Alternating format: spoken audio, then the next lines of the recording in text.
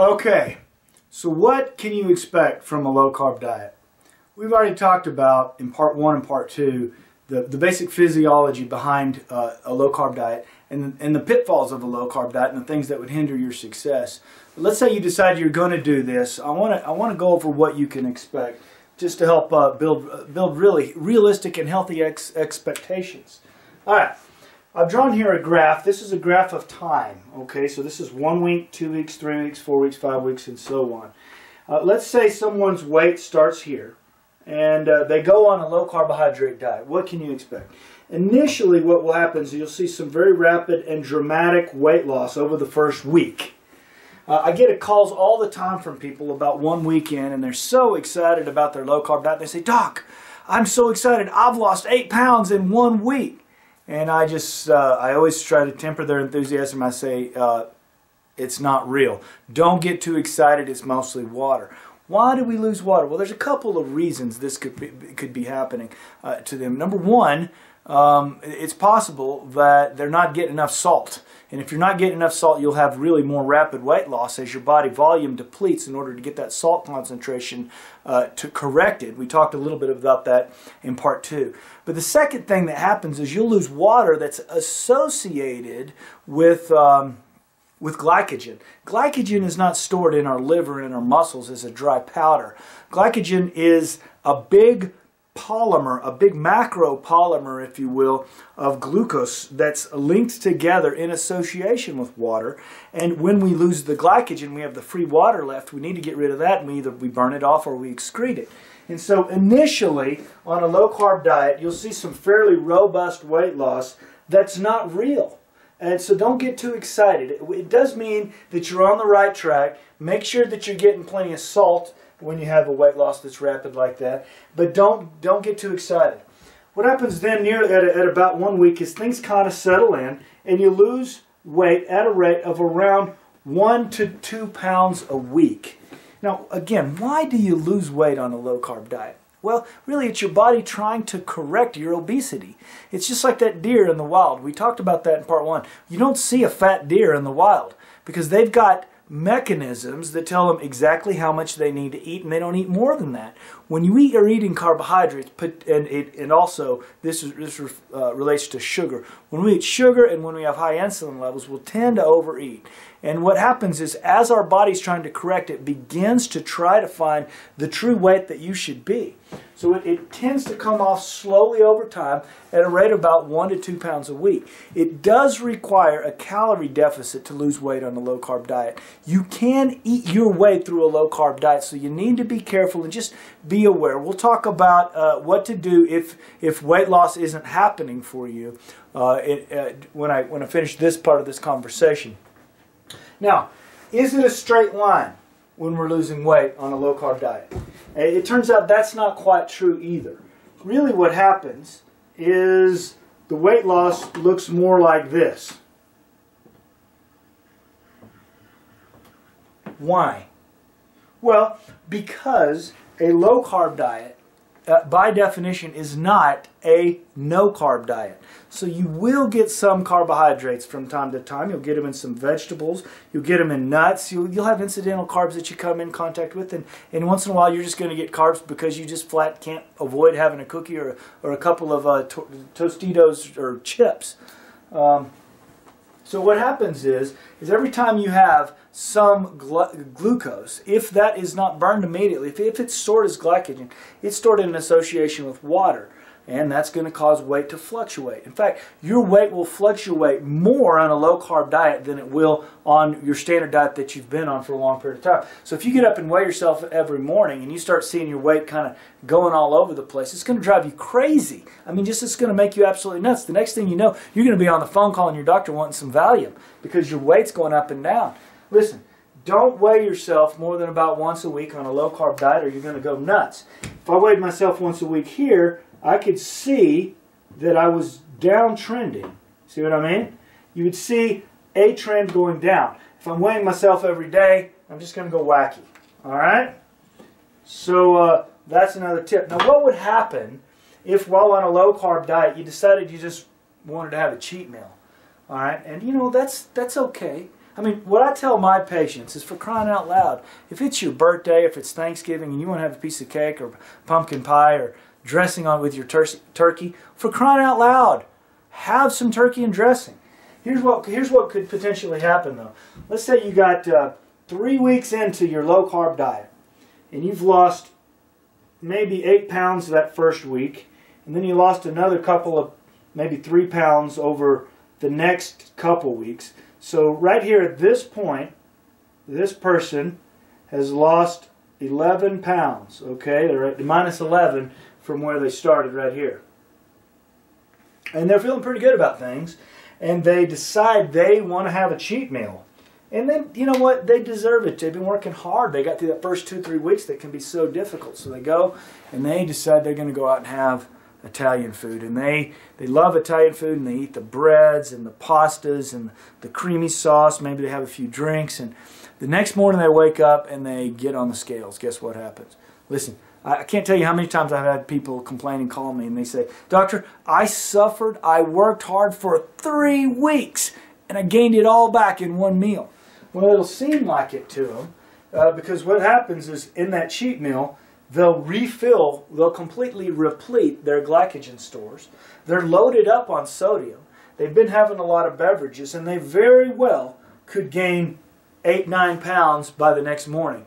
You could gain 8 to 9 pounds by only eating a couple of pounds worth of food. Now stop and think about that for a second.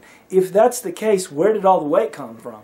It comes from fluid that you're accumulating because you're drinking along the way with it, and you're not going to be excreting all those beverages through the night. And the next morning you wake up, you feel puffy and bloated and just feel awful. You get on the scales, you weigh 8 pounds. Listen, don't call me and say you worked really hard for 3 weeks and you blew it all in one day. What the deal is during this time, a lot of really important things happen. We mentioned in part 2 that you lost the wheat addiction. You were able to down-regulate or upregulate your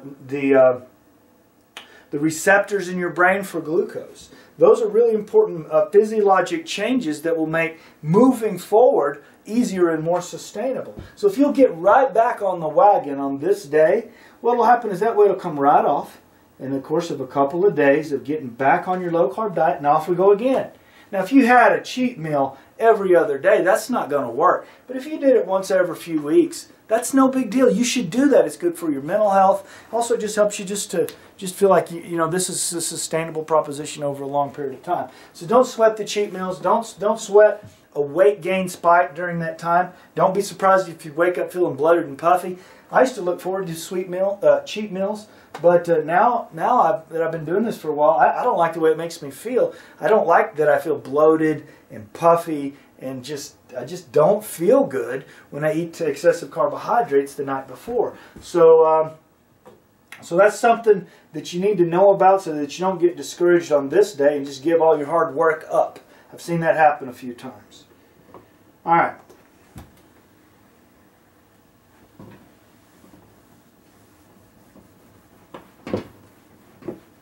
So, what does the low carbohydrate diet look like?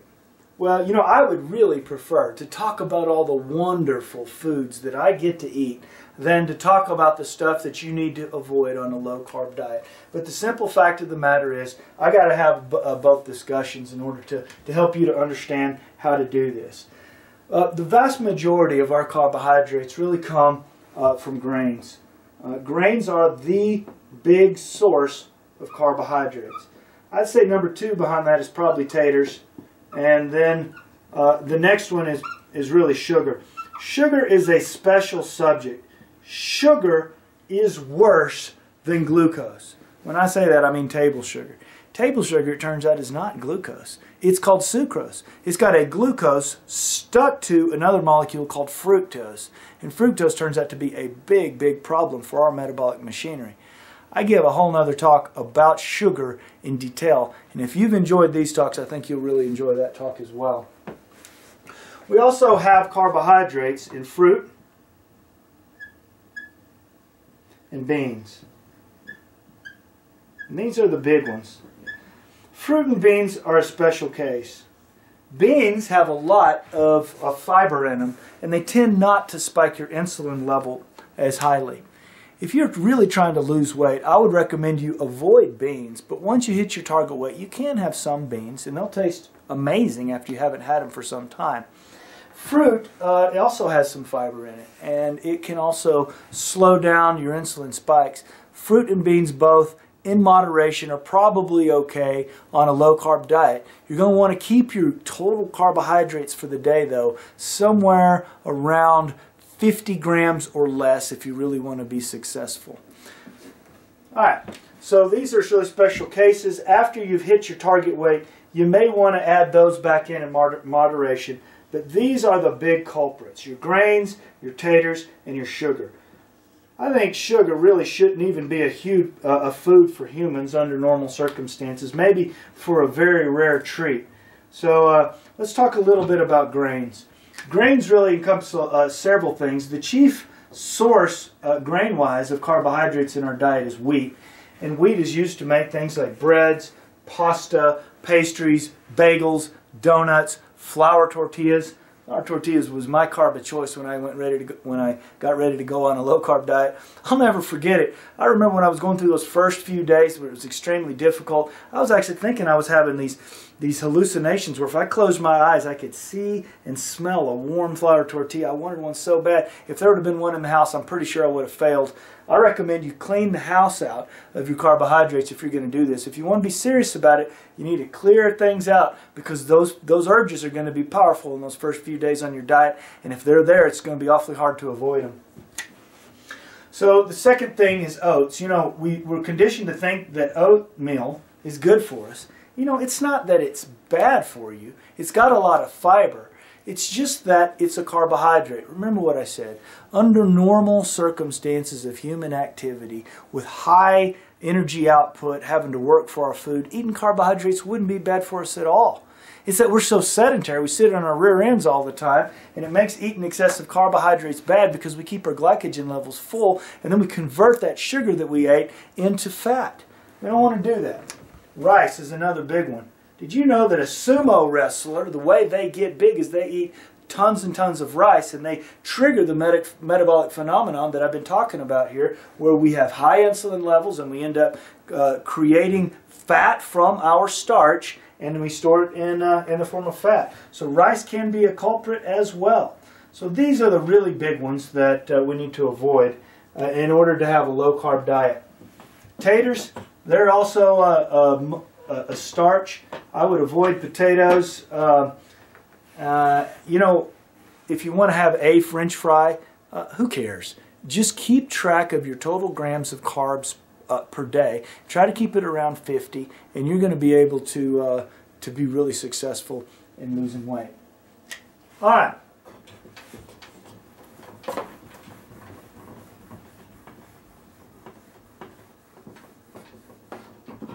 All right. So, what do I eat on the low-carb diet? Well, I'll tell you what, I love my low-carb diet. What I've figured out over time is that the carbohydrates, for the most part, that's the filler stuff. Just think about it. If you go to a really nice restaurant, let's say you go to a steakhouse and you have a nice steak, and what you're paying for is that steak. That tater, that bread, that's just filler stuff. That costs that restaurant pennies, and they're giving you that to make you feel full. I just avoid that stuff, and I get a nice big old steak. I can have a nice salad with some ranch dressing. And you call that diet food? That's delicious. I mean, it's easy. I love grilling outside on the grill. Stuff on the grill just tastes better. You know, if you grill vegetables, they taste amazing. You can throw some tomatoes or onions or zucchini down there. That's delicious. You can do some kebabs. You can do grilled chicken, grilled fish. Stuff inside the house that's stir-fried could be great. You could stir-fry something up with some onions and maybe kind of a Chinese stir-fry with some soy sauce. That's amazing. It's delicious food. It's absolutely wonderful. You're just avoiding the rice and the noodles.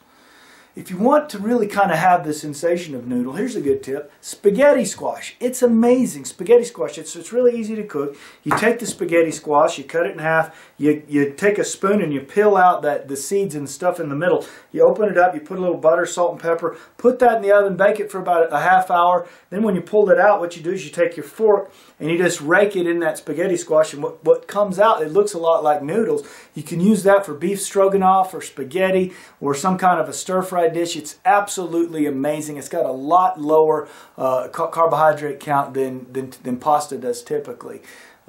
Something I love to do with it also is to the next day cook up some hash browns. You can throw a little bit of that down on a skillet with some butter and some salt and pepper, maybe fry up some onions with it. Make some hash browns out of spaghetti squash, and it has very low carbohydrates and it's delicious. Eggs in the morning are amazing. I love eggs. You can make eggs about a dozen different ways, and it's got very low carbohydrates. You can make omelets, cook some vegetables in it.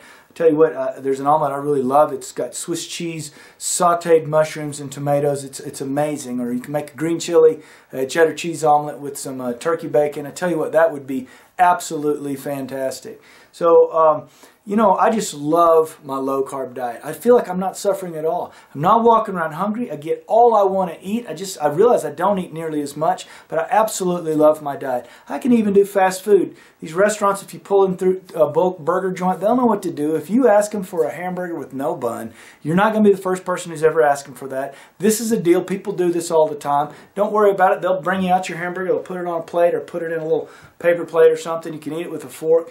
I'll tell you what you'll find is you'll only be able to get part way through it, and you're going to be full because you're not eating carbohydrates, and you're going to have better signals for fullness and hunger. And that's why it works and how it works. I tell you what, I love my diet. There's all kinds of great ideas out there. If you just look at the internet under paleo diet or low carb diet, you're going to find all kinds of really good ideas. There's pizza crust made out of cauliflower.